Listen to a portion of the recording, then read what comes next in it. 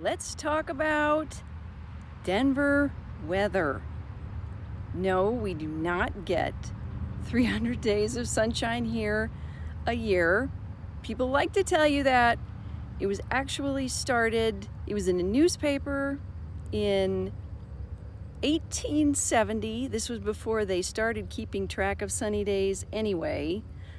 It was in New York, and it was written by a railroad company from Colorado because they wanted people to move from the East Coast to the West.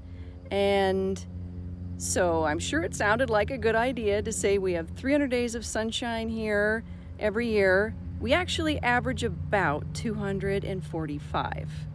And the US average is 208. So yes, we get a lot of sun here. I'm filming this right now. It's the last week in September, and it's supposed to be in the mid-80s all week. We get lots of sun here, but not 300 days. Alamosa has the most sun in the state, and Boulder, Colorado is the cloudiest. The weather is bonkers here. It was, one example is 2020 in September, and September 7th, I think, it was 95 degrees, and the very next day it was 30 degrees and snowing. I know everybody likes to claim that their area is the same way, but in Colorado, you can pretty much count on the weather being crazy. You're more likely to have snow for spring break than you are Christmas, despite what John Denver wants you to believe. There's only about a 25% chance on average that it's going to snow on Christmas. But March is one of the snowiest months of the year, March and April.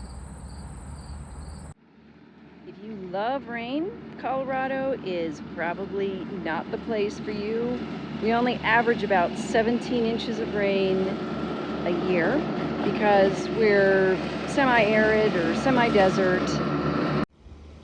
The US averages about 38 inches a year, the rest of the US, and we only get about 17. So as far as rain goes, not a lot here, but for snow, we average about 60 inches in Colorado, and the US averages around 28.